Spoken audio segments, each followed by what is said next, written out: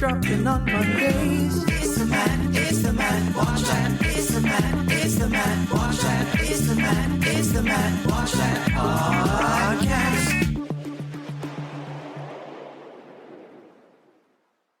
Hey, you're listening to the Matt Watch That podcast, the place for reviews, rants, and randomness.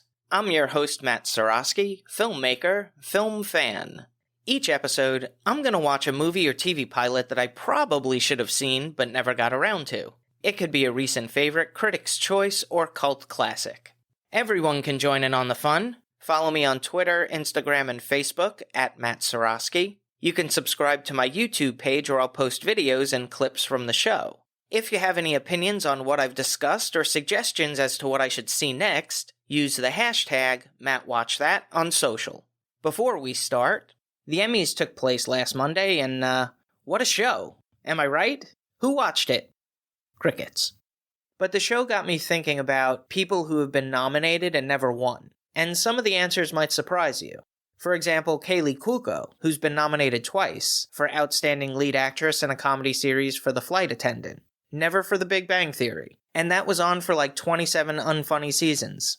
Sandra Oh has been nominated 10 times, 5 times for Outstanding Supporting Actress in a Drama Series for Grey's Anatomy, 4 times for Outstanding Lead Actress in a Drama Series for Killing Eve, and 1 time for Outstanding Guest Actress in a Comedy Series for hosting Saturday Night Live. No wins. Hugh Laurie's a surprise to me because I think he's great in everything. He's been nominated 8 times, 6 Outstanding Lead Actors in a Drama Series for House MD, 1 time Outstanding Supporting Actor in a Limited Series or Movie for The Night Manager, and 1 time for Outstanding Guest Actor in a Comedy Series for Veep.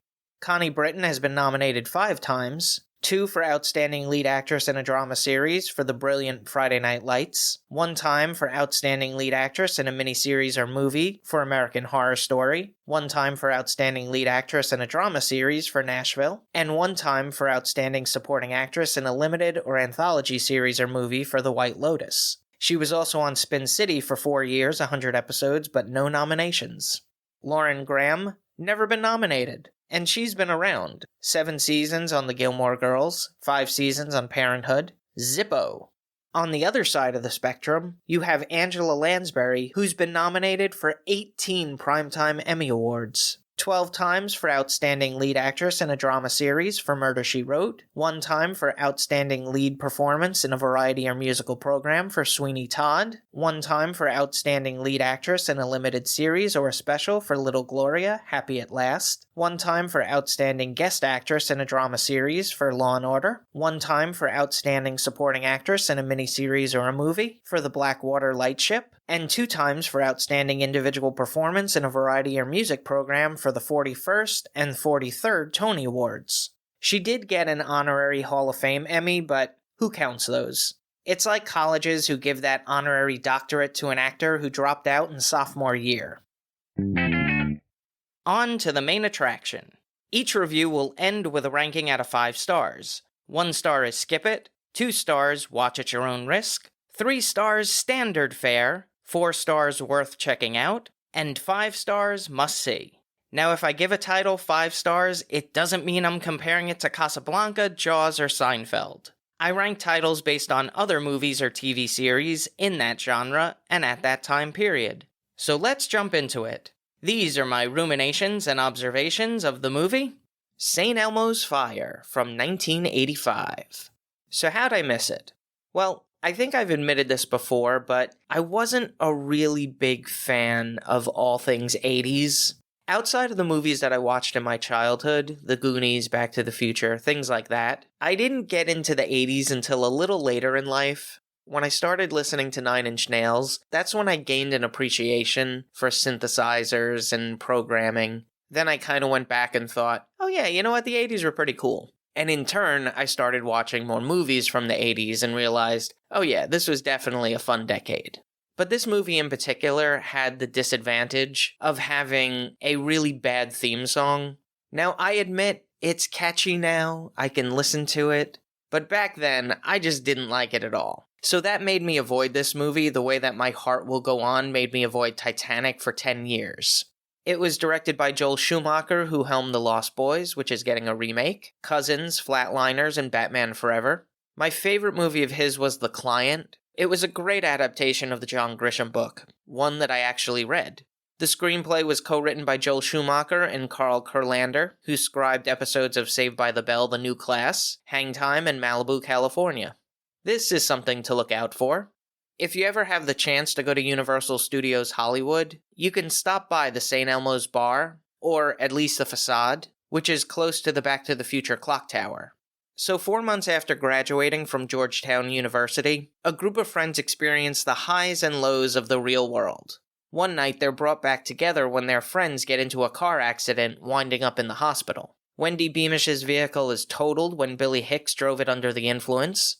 Despite a bandage on her head, she says she's fine. She's a social worker who enables Billy by giving him money when he's down on his luck. She's not the only one. Billy gets bailed out by their friend Jules Van Patten. He gets a suspended license and charged with drunk driving. He's reluctantly married and has a newborn child. And he just lost his job. He still acts like every night is a frat party and plays the sax in a band. After a trip to the police station, they arrive at St. Elmo's Bar. Not exactly the best place to go when your friend has just been arrested for drunk driving, but it gives you a sense of who these people are.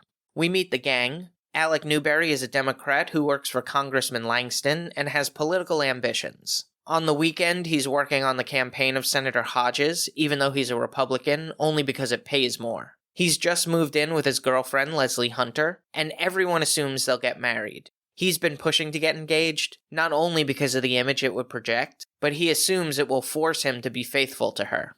Kirby Keeger is a waiter at the bar who's studying to be a lawyer. He has a borderline obsession with a woman named Dale Bieberman, who was a nurse at the hospital that they had left, but also a former college classmate. That's basically his whole narrative. He's roommates with Kevin Dolans, who is a walking cloud of cynicism. In junior high, he played bongos in a band and fell in love with the lead singer. One night he got drunk and pledged his love for her, and she ran off with a bassist named Ringo. Since then, he's been a lovelorn soul. He's a writer for the Washington Post, but for the obituaries. He has a desire to write about something more significant and searches for the meaning of life.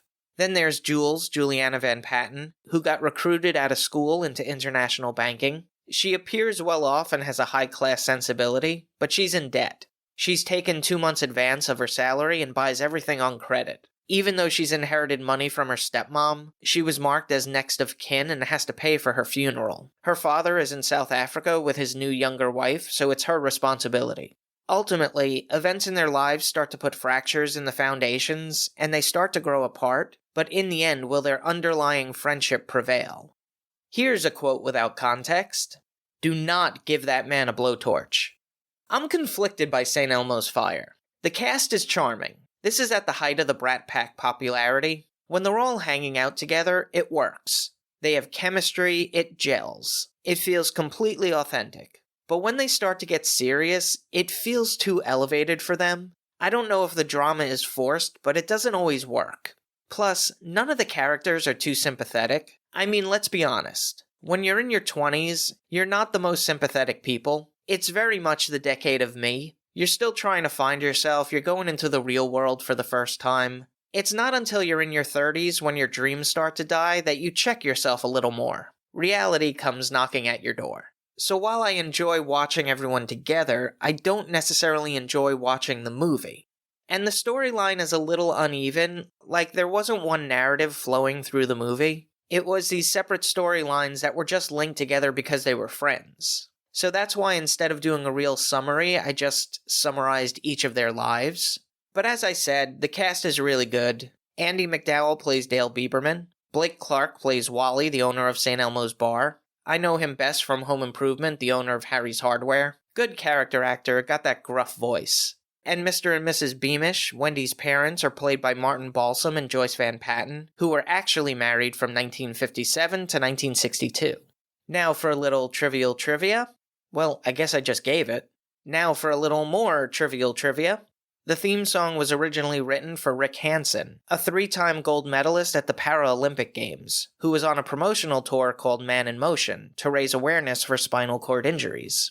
The cinematography was captured by Stephen H. Burham, whose filmography includes The Outsiders, The Untouchables, Casualties of War, Mission Impossible, and Snake Eyes. He was nominated for a Best Cinematography Oscar for Hoffa, and won a Primetime Emmy Award for Outstanding Individual Achievement, Creative Technical Crafts for Cosmos.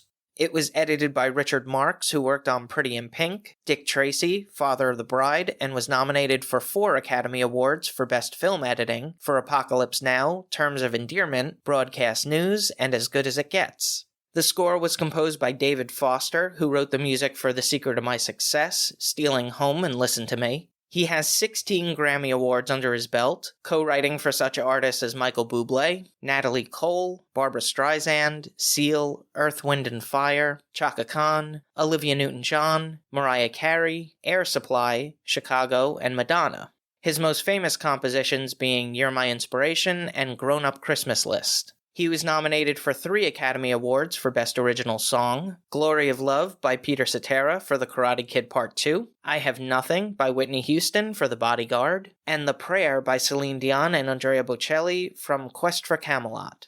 The soundtrack features songs by Aretha Franklin, Billy Squier, Tom Smallwood, John Anderson of Yes, and the theme song, St. Elmo's Fire, Man in Motion, co-written and performed by John Parr. It's a little dated now, as many of the songs and scores from the 80s are. They don't seem to hold up like good orchestral music. The runtime is 1 hour 48 minutes. It had a budget of $10 million and grossed $38 million at the box office. I give it 3 out of 5 stars. Add half a star if you grew up in the 80s. It's right down your alley. If you've seen St. Elmo's Fire and have opinions on the movie, let me know what you think using the hashtag MattWatchThat. Moving right along. Each episode, I'm going to post clips that I think people should watch. It could be movie trailers, music videos, interviews, or something completely random. Search for my YouTube page and there will be a playlist called Matt Watch That Playback. In the mid-90s, country music was crossing over to the mainstream. Garth Brooks had led the pack, but Shania Twain blew the doors off. She caused controversy by showing off her midriff in music videos, and were called snowflakes. Her popularity opened the doors for Faith Hill, Martina McBride, and this week's featured artist, the Dixie Chicks, or as they're known now, the Chicks. They were formed by sisters Emily and Marty Irwin, alongside Laura Lynch and Robin Lynn Macy. They originally performed traditional country and bluegrass music, and released 3 albums to moderate fanfare, but it wasn't until the sisters teamed up with Natalie Maines that they found their voice and worldwide success. That's where I came in as a fan. The combination of their harmonies and catchy tunes were too much for me to deny. Their debut album, Wide Open Spaces, has one of my favorite songs of theirs, You Were Mine, which was the only song written by the sisters. On their second album, Fly, the Chicks had some more creative control and truly found their niche, with earworms Ready to Run and Some Days You Gotta Dance, ballads Cowboy Take Me Away and Cold Day in July, and fun, quirky songs like Sin Wagon and Goodbye Earl. They continued to have success with their third album, Home, released in 2002, until a year later, when they were performing in England and voiced their displeasure over the war in Iraq and of President George W. Bush. They continued to make incredible music, but their popularity waned, and they eventually went on hiatus, whether that was intended or they were early victims of cancellation. They continued to perform but didn't release another album until 2020's Gaslighter. The Chicks were back in form. The song Sleep at Night could be their most raw and emotional, based on the divorce of Natalie Maines. I've seen the Chicks in concert 3 times, and it's an amazing show, beginning to end. I think they're underrated as musicians and songwriters. Their harmonies are just as good as the Beach Boys, and their shows always have a great theme. I'm glad they're finally getting the recognition and appreciation from the industry that turned their backs on them all those years ago. So I've picked a couple of songs to feature, and they'll be available in the Matt Watch That Playback playlist on YouTube. Check it out. Now it's time for the recommendation. Yes, that's the word recommendation with Matt in the middle. I'm going to end each podcast with my own recommendation of a movie or TV series. Today I'm talking about Archer, created by Adam Reed, who is responsible for Frisky Dingo on Adult Swim. The series revolves around Sterling Archer, an egotistical spy, and his colleagues at the International Secret Intelligence Service, aka ISIS. Yes, the acronym was changed after a certain group started causing a bit of havoc. The agency is run by his mother Mallory Archer, and includes his on-again, off-again love interest, field agent Lana Kane, secretary Cheryl Tunt, head of research Dr. Krieger, comptroller Cyril Figgis, engineer Ray Gillette, and HR director Pam Poovey. It features the voices of H. John Benjamin, Judy Greer, Amber Nash, Chris Parnell, Aisha Tyler, Lucky Yates, and the late Jessica Walter. The animation is done by Floyd County Productions in Atlanta, Georgia. I have to say, this is one of the highlights of the series. I've always loved animation. It doesn't really matter the style. Sure, anime gets a little weird with the big eyes, but I've never seen animation done the way they do it. It's almost photorealistic, and they just traced over it and made it animated. And what's also unique is that they use thicker lines than they do in animation now. It's really pretty brilliant. I'm never going to be able to do it justice if you don't see it, so just watch it. There are running gags and callbacks. It's a genuine laugh-out-loud show. When it moved to FXX, I lost track of it, so even I have plenty of episodes to catch up on. Archer has been on for 13 seasons, 127 episodes from 2009 to present. It's won 3 Primetime Emmy Awards. That's all for this edition of Matt Watch That. Thanks for listening to me babble.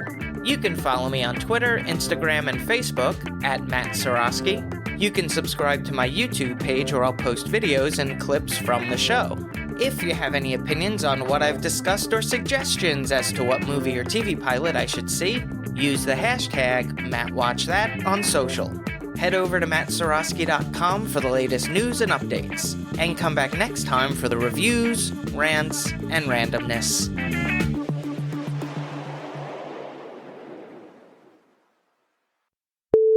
She caused controversy in some circles because she showed off her midrip in midrip. I'm a drip. The Matt Watch That podcast is off next week, but if you need a fix, follow the Matt Forgot That podcast, which will be all new.